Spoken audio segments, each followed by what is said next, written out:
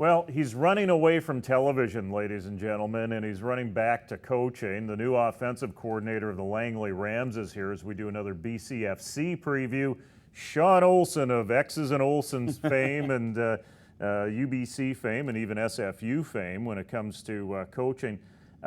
Tell me what advice you had for Kerry Joseph as he takes over as a full-time head coach with the Langley Rams after being defensive coordinator. I know we've had discussions about your days at UBC, about how you love the X's and O's, but the stuff on the periphery can really weigh you down at times. What sort of advice did you pass along to him? Well, you know, Kerry's a guy that he's a passionate football guy. He's a guy that is really fired up about X's and O's still, which is amazing. I think every coach goes through a transition where that's the focal point, and then you start to look at the big picture a little bit more. And I think he's at a perfect stage of his development. I just told him that, you know what, be yourself. Make sure that you are genuine with your players, have a philosophy behind what you're trying to do, and all those things are in place with Kerry. And then just don't spread yourself too thin. Like I told him a couple times that, you know, my experience looking back, I wish I would have done this, or I wish I would have done that, and just make sure that you have good people in place to support you. I think he has those things, and then just make sure that you don't try to do everything yourself. Lean on those people, be an expert in the things you know, and delegate the things you don't know to people that do. Tell me how good it must feel to be involved in an organization that is football first, second, and third, rather than being part of a department that is rather diffuse and where it places its importance on different sports. It must be different being in just the football culture, working in this new role. Well, you know, it's for me. I never really looked at university athletics that way. You know, you're a part of a team within an athletic department. You're very focused on your sport, like any coach is there, and you kind of do what you can with the environment that you're in to make it the best possible environment for your football players. Do the best thing for your program. You're always trying to find ways to get ahead, and you know, the lay of the land is what it is when you get there, and you kind of have to work with those or try to change them. With the Rams, it's, you know, for me, the coaching's coaching. It's always been coaching, and that's what I've always connected with. I love working with this age group. You know, 18 to 22 is a nice sweet spot for me as far as a coach. I have ability to connect with those kids. So it was just awesome to get back on the field with a football team that was in that age group that could do a lot of the things. It was really motivated to be good at their sport, and you know, I relish the opportunity to be able to use the sport to, you know, make some difference in their lives, hopefully. And whether that means they want to go on to university, whether they want to max out their potential as a football player with the Rams. But I'm just excited to sort of be invested in something with a good group of kids. And I was really impressed over the weekend at our camp, just the quality of the individuals, both as athletes and young football players, but also as young men. Tell me a bit more about camp, and I know you're going to approach this from the offensive side because you're the offensive coordinator. How did the camp flow, and who were the standouts early on? Well, you know what? Like we ran it like a CIS camp. It was pretty organized. We had film, we had insertion meetings, we had a really good group of staff, coaches out there, some really high quality coaches that have coached at the pro level, the CIS level. So I think the players got a really high quality of instruction. It was impressive, actually. We had 98 kids out there. We had some inclement weather on the Saturday where it was raining pretty hard, and it was a little bit miserable to be out on the field, but there was some positivity and enthusiasm from our players, and we looked at it from a program that we wanted to get an idea of where we're at. A lot of our coaches are new with the team, so I got a good look at some of the returning players and what they can do. I got a chance to install terminology and scheme and some basics.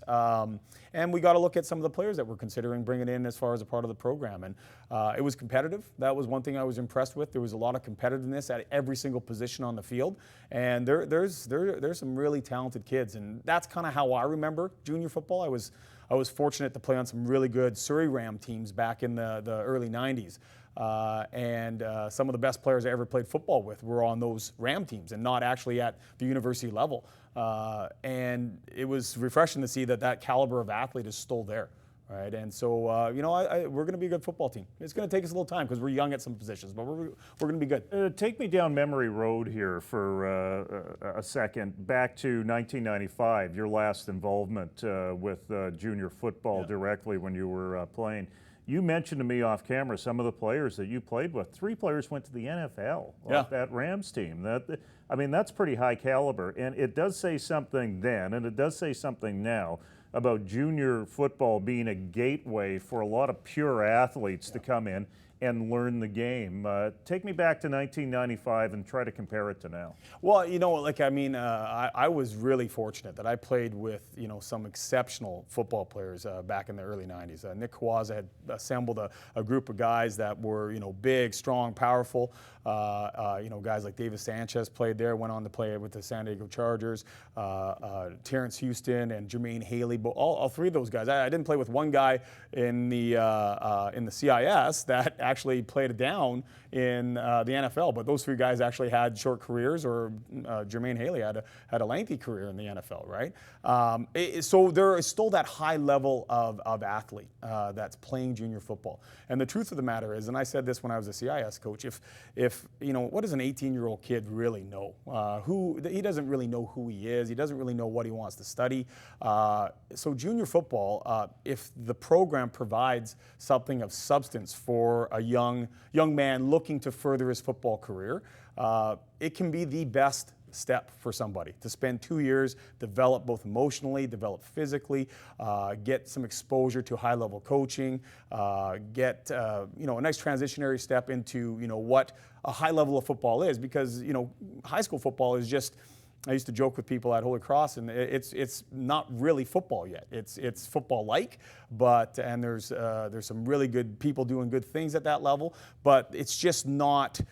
There's not the accountability placed on technique and doing things right.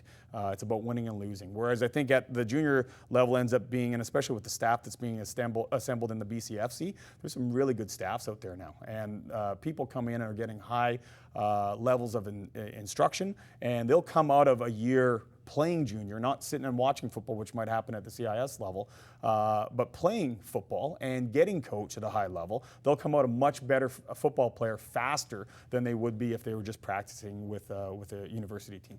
You talked a little bit about staff and support systems. We were out at the first fundraiser for scholarships for the Langley Rams about 2 months ago.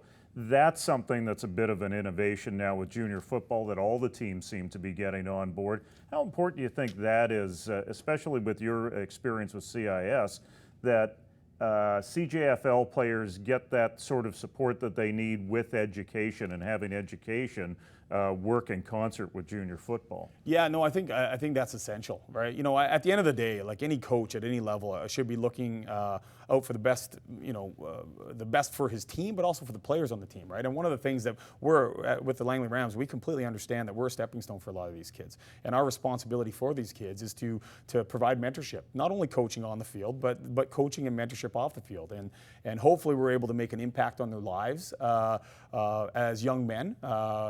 Hopefully we're able to impress upon them that accountability and responsibility and some simple things that human beings need to be good at that will separate them down the line in the workforce and in their marriages and their relationships down the line. We have an open heart because they love football to make an impact with those kids. And we take that responsibility on our shoulders very seriously. We want to make that impact on them.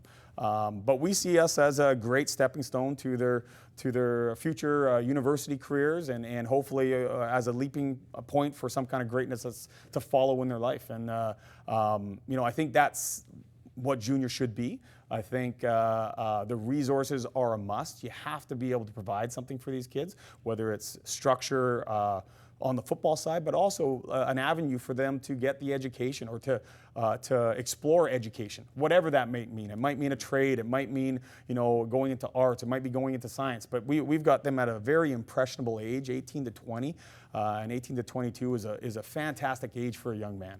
He's just starting to figure out who he is and what's important to him.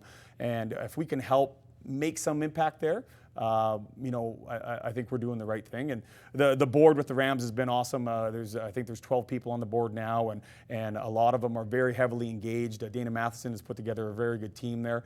And in the short time that that board has been together, there's been some monumental shifts as far as fundraising and organizational structure. And there's now 12 sets of hands trying to make a difference, as opposed to 2 or 3 that maybe had been real focal points of the board in the past. Talk to me about X's and O's and what you think that you can achieve on your offense, and what is your offense going to look like? I know some of the things that you did at UBC over the last couple of years, there were a number of different looks, number of different formations. You weren't shy in terms of trying new things. What do you think that you can do within a 10-game season in the BCFC? That's a good question. Well, I'm a big believer in what you do from a scheme standpoint on offense needs to be driven a little bit by what your quarterback does well. So we're still in a bit of a learning phase, and when I say we, our coaching staff, in as far as what we have at quarterback, we've got 4 or 5 guys that we all feel have ability. No one has really jumped to the forefront to saying, hey, this is my job. We lost our starter this year from the previous year, Dylan Tucker, who is going to University of Bishops, and he's going to have a very good chance to start there. And he was a big stud, physical guy, pocket guy. And so if he was our guy, we would have been a pocket passing team, right? The guys we do have a little bit more athleticism, and they're young. So, anytime you have a young quarterback, you want to spoon feed them a little bit. But we're going to have to run the football. We have Nathan Lund in the backfield. He's coming back for, I believe, his 3rd year, and he's a dynamic sort of playmaker.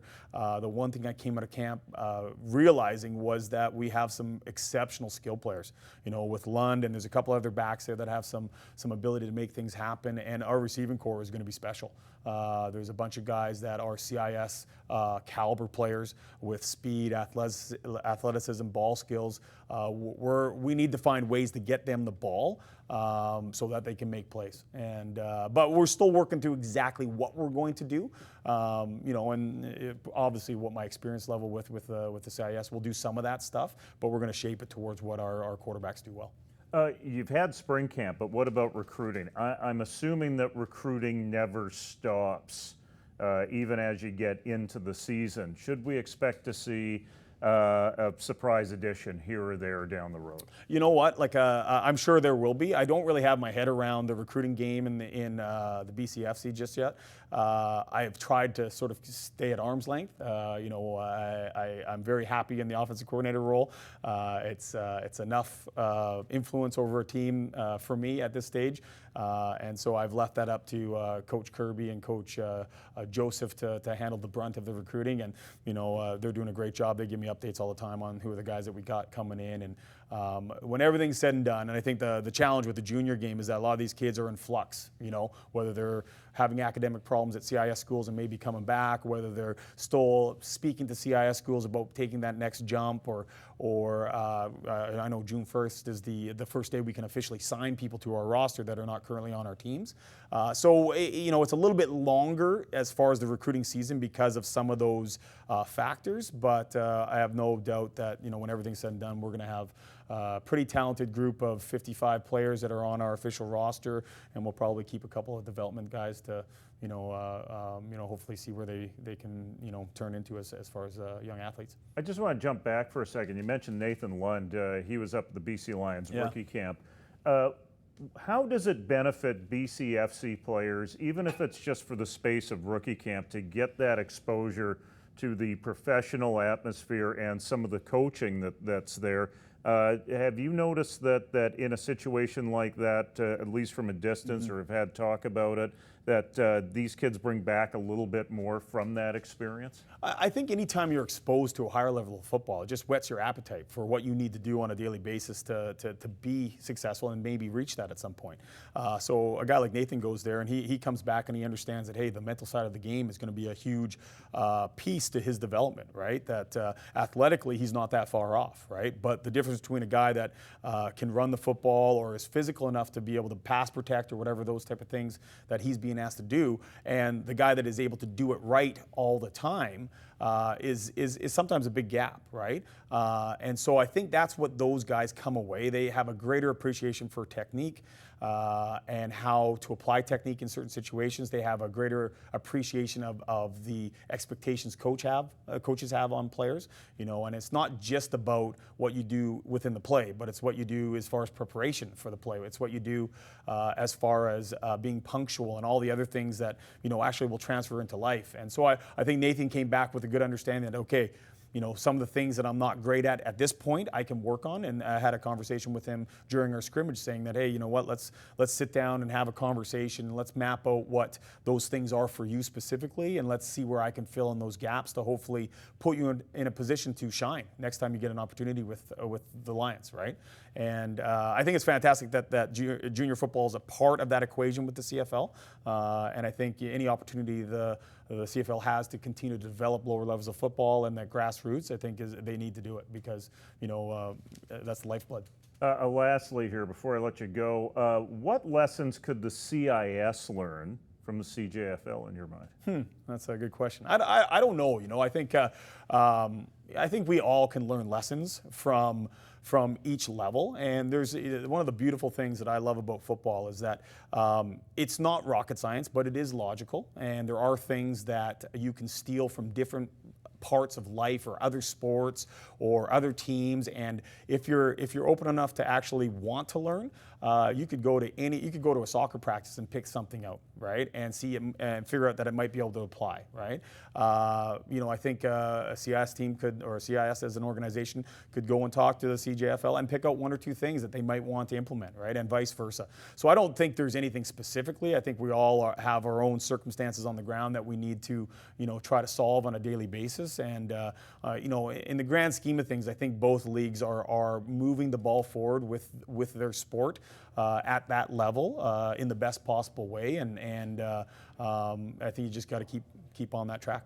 Great, Sean. Thanks very much. Maybe we'll get you over here on the board again someday doing the X's and Olsen. Sounds good. Thanks for coming in, and good luck in the upcoming season. Yeah, thanks a lot, Jim.